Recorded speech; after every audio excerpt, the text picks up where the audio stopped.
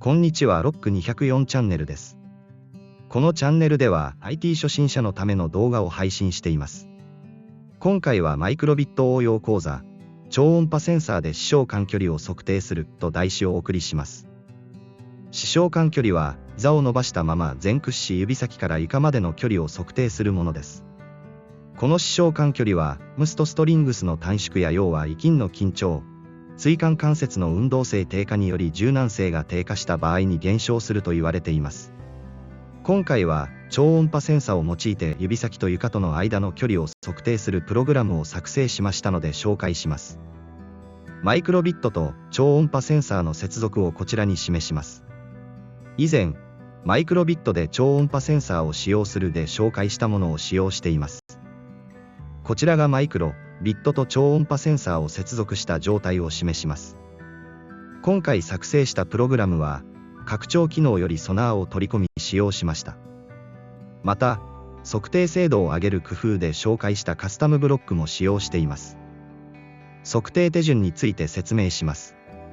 測定は左の図のように階段状になった台の上に立ち、超音波センサーを使用した測定器を下の台に近づけることによって測定を行います。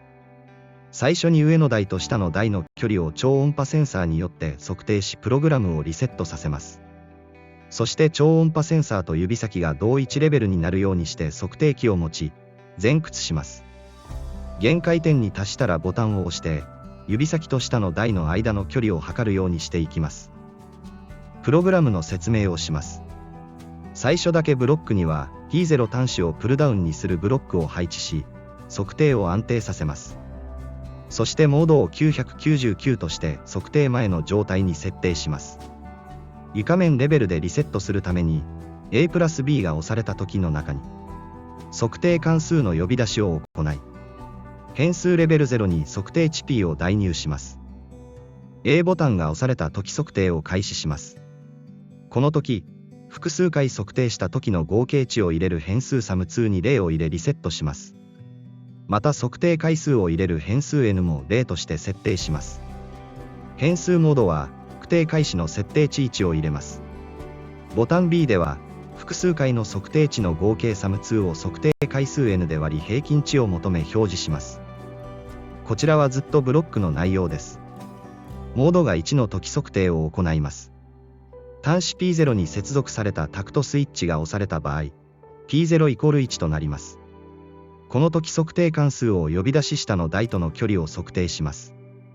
そしてレベル0からこの値を引いて視床間距離ディスタンスを求めます。そして回数 n を1増やします。